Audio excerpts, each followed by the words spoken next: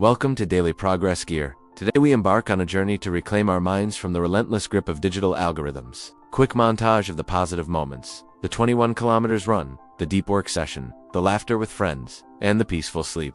Have you ever found yourself scrolling endlessly, a minute turning into an hour, feeling like your own mind is no longer yours?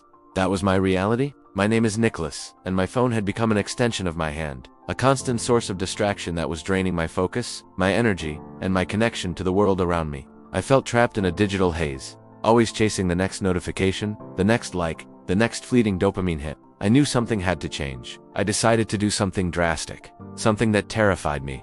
A full 7-day digital detox. No smartphone, no social media, no endless streaming, just me and the real world. This is the story of how I took back my life, one analog day at a time.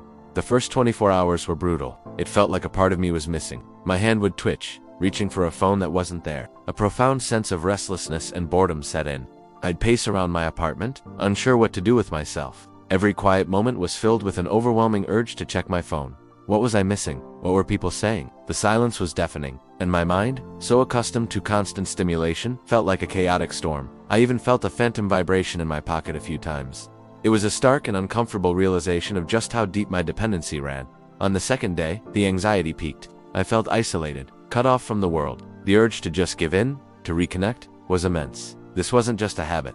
It felt like a genuine withdrawal. By day 3, something began to shift. The intense cravings started to subside, replaced by a strange, unfamiliar quiet in my head. I woke up that morning not to the glare of a screen, but to the actual sunlight filtering through my window. The constant mental chatter was fading. Instead of reaching for my phone, I picked up a book that had been gathering dust on my shelf. I read for an hour straight, completely absorbed, a level of focus I hadn't experienced in years. Later that day, I went for a walk without headphones. I noticed the details I'd always missed: the intricate patterns on a leaf, the sound of birds chirping, the way the wind felt on my skin. The world seemed to be in high definition, and I was finally present enough to see it. This was the turning point. I realized I had to replace the digital void with real, tangible experiences. So, I started filling my days with things I used to love or always wanted to try.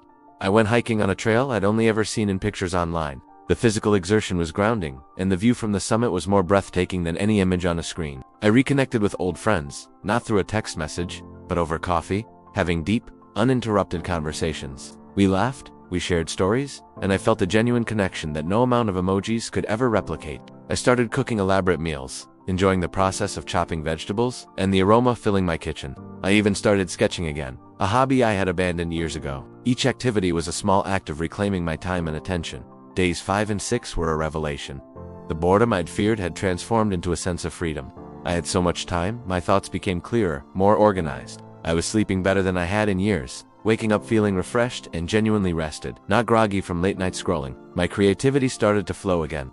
Ideas for projects, for my work, for my life, began to surface naturally, without me forcing them. I felt a sense of calm and control that had been absent for so long. The constant low-level anxiety that had been my companion for years was gone. I was just present. I was living my life, not just documenting it or watching others live theirs. It was an incredibly liberating feeling. On the 7th day, as my detox came to an end, I felt a mix of apprehension and excitement. I was nervous about reintroducing my phone, worried I would slip back into old habits. So, I sat down and created a plan. A set of rules for my future relationship with technology. No phones in the bedroom. I would buy an old-school alarm clock. I designated specific, limited times for checking social media and emails. I turned off all non-essential notifications forever. The constant pings and buzzes would no longer dictate my attention. I curated my social media feeds, unfollowing accounts that made me feel inadequate or anxious, and instead followed those that inspired creativity and learning. My phone was going to become a tool again, not a master. When I finally turned my phone back on, it felt different. The endless scroll of the news feed seemed trivial, almost boring. The hundreds of notifications felt like noise, not importance. The week away had given me a powerful new perspective.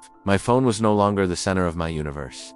The real world, with all its textures, sounds, and genuine connections, had become far more compelling. The detox wasn't a one-time fix, but the start of a new way of living. It taught me the profound value of my own attention and the importance of being present in my own life. It proved to me that a more focused, peaceful, and fulfilling existence is possible, even in our hyper-connected world. This journey has fundamentally changed me. I am more productive, my relationships are stronger, and I feel a sense of well-being I thought I had lost. I'm not telling you to throw your phone away forever. but I am inviting you to question your relationship with it, to consider what your life might look like with a little less digital noise and a little more real-world connection. If you've ever felt that pull of digital distraction, that feeling of being mentally drained, maybe it's time for your own experiment. It doesn't have to be 7 days. Maybe it's 1 day. Maybe it's just a few hours. Disconnect to reconnect. You might be surprised by what you find when you look up from the screen. Thank you for watching this journey on Daily Progress Gear. Stay strong, stay focused, and keep moving forward. I will see you in the next video. Until then, put the phone down.